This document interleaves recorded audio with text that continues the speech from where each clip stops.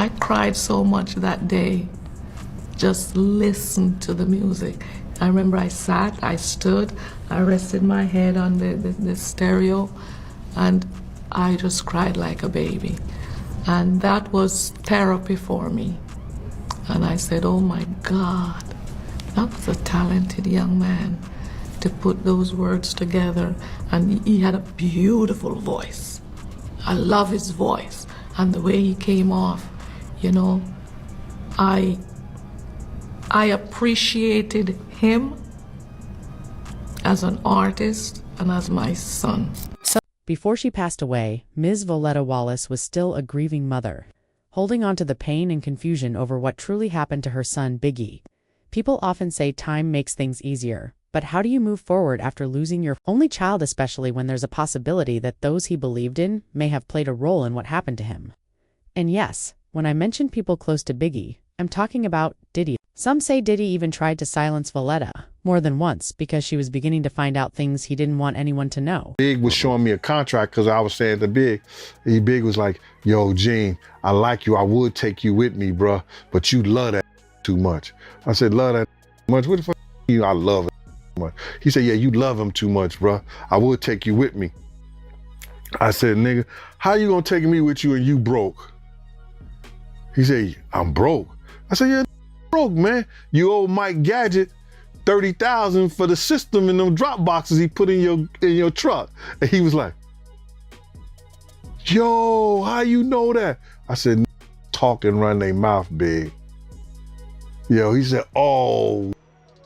He said, but I'm about to get this money. So he showed me, I said, you about to get that money? He said, yeah, look at this. It had Charlie Baltimore, Cameron, Little C's, Little Kim, Junior Mafia, Tracy, I don't know, Tracy Murray, Tracy Lee. Tracy Lee, yeah. And the commission. And I think the contract was for so many years for like 62 million, it comes out to like $62 million. I was like, that's what I said. I was like, damn. But everybody knew that Mama Wallace was never the kind of woman to keep quiet, especially when it came to protecting her son's name and legacy. She had always been strong, outspoken, and unafraid to speak her mind, no matter who she was up against, and when it came to Biggie, she refused to let anyone sweep the truth under the rug. While Diddy was often at the center of the rumors and questions surrounding her son's death, he wasn't the only one she had doubts about. There was someone else who, over the years, she reportedly could never fully trust: Faith Evans, Biggie's wife. Even though Faith tried to present herself as someone who loved and respected Biggie, Ms. Wallace was said to be suspicious of her actions and intentions. There were things that didn't sit right with her, and that silent tension between the two women never really went away. You married Biggie when you wanted Tupac. That's hilarious. You wanted Grammys, but you settled for ghostwriting for a whore like Mary J. Blige. That's hilarious. With everything now coming to light during the current trial, many people are starting to believe that we might finally get some real clarity about what actually happened to Biggie. There's a strong sense that maybe, after all these years, the full story will finally be revealed, including any roles Diddy or Faith Evans may have played. It's deeply sad that Mama Wallace isn't here to witness it herself. But if the truth does come out, there's still a chance it will mean something. It might not bring her peace, but it could at least bring some justice for Biggie. Over the years, one thing that has become more and more obvious is that Biggie had plans to move on from Bad Boy Records. And that was something Diddy wasn't ready to accept without a fight. In a Rolling Stone feature focused on Diddy, several sources claimed that the relationship between him and Biggie wasn't as close as it seemed. Behind closed doors, they didn't always get along. After Biggie's death, instead of grieving, Diddy reportedly threw all his focus into making sure the Life After Death album became a hit. He treated it like a business opportunity instead of a personal tragedy. He wanted the album to top the charts more than he wanted to honor Biggie's memory. There were also reports that Diddy tried to shift all the attention onto himself in the aftermath of Biggie's death. Kirk Burroughs once shared a story about Rolling Stone approaching Bad Boy for a feature to honor Biggie's legacy. Kirk had suggested they center the piece around Biggie, allowing Diddy to be featured in a future issue, but Diddy allegedly responded, "No, he's dead." I'm releasing No Way Out in July, need to be on the cover. That's how Diddy ended up as the face of the 1997 Rolling Stone cover, with the headline naming him the new king of hip-hop. Not Biggie, not a tribute, just Diddy. Later, in another interview with the same magazine, Diddy openly admitted that Biggie's death helped boost his own success. He reportedly said, "I think his passing added to the fame." According to sales data, out of the 5 million copies sold of No Way Out, at least 2 million were believed to be connected to Biggie's death. It's a painful thing to hear, but that's the way it was presented at the time.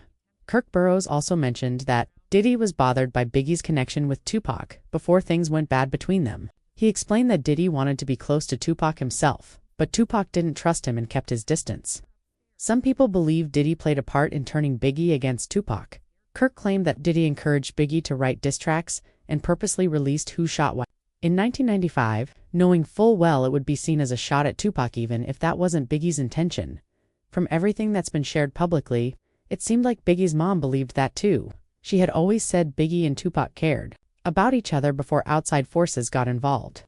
In her view, someone stirred things up between the two friends and made sure they stayed enemies. Violetta Wallace always believed that her son was betrayed and murdered, and she refused to stay silent about it. In her 2005 memoir, Biggie Violetta, Wallace remembers her son, Christopher. She shared how Biggie was drawn to Puff's image as a supportive mentor. She explained that Puff lured Biggie in with a $25,000 check, which was life-changing for a 19-year-old who had never seen that kind of money. That amount of money created a sense of loyalty in Biggie and made him believe Puff had his best interests at heart. But Violetta didn't trust everything she saw. She believed there had been a cover-up. In an interview with the Daily Mail, she talked about the pain that her family lived with every single day. She said the loss never got easier and that the thought of never seeing her son again haunted her. Biggie's sister Tiana also spoke about how their family was shattered. Losing someone that young with so much potential was something they could never make peace with every year. When the anniversary of Biggie's death came around, it was a painful reminder of what had been stolen from them. Violetta appreciated the tributes and the people who kept Biggie's memory alive, but she said the pain never faded. She firmly believed that the LAPD knew exactly who was behind her son's murder but were refusing to take action. She said there was something stopping them, someone they were trying to protect. In her words, "I have a very good idea who killed Christopher, and I truly believe the LAPD does too. They did the investigation, but they're not doing anything about it. I don't know why, it feels like a cover-up. Until that person is behind bars, there's no closure for me. That may help me a little, but it won't bring my son back." She later said that she agreed to participate in the film City of Lies, which focused on corruption in the case because she wanted to make sure people heard the truth. She didn't care how long it took, even if it took 40 years, she just wanted someone to be held accountable. She believed that powerful people were protecting themselves and their careers and pensions by covering up the truth. She claimed they didn't want people from the East Coast digging into it and did everything possible to bury the investigation. Violetta also said she joined the project for Detective Russell Poole, who died trying to bring the truth to light. She said, "I hope and pray that the truth comes out." Russell died trying to reveal it. He kept his word. His wife said he died of a broken heart because justice was never served.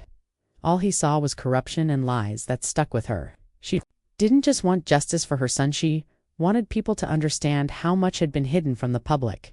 In a separate conversation with Entertainment Weekly, Violetta said, "As long as I'm alive, there's hope. I'll never stop fighting. And I hope my family and friends keep pushing when I'm gone. There's always hope."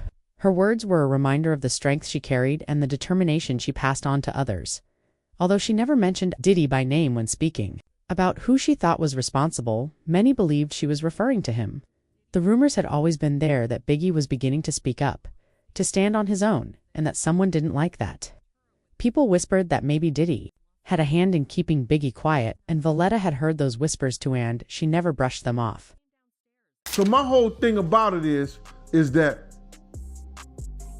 it was somebody in our crew that wanted them to know that Big was in that vehicle.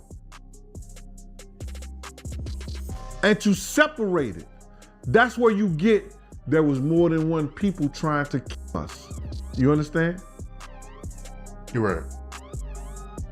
That's where you get that at, brother. That there was more than one, different people was trying to kill us.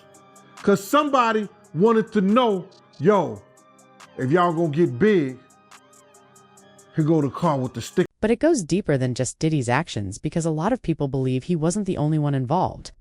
There's growing suspicion that Faith Evans knew more than she ever let on about what really happened to Biggie. This theory has only gained strength over time, especially since she's consistently defended Diddy every time his name gets linked to Biggie's murder. Some believe her constant support isn't just loyalty, it might be guilt or fear of what could come out. If the truth were exposed, her silence on key issues and her choice of words have only raised more questions.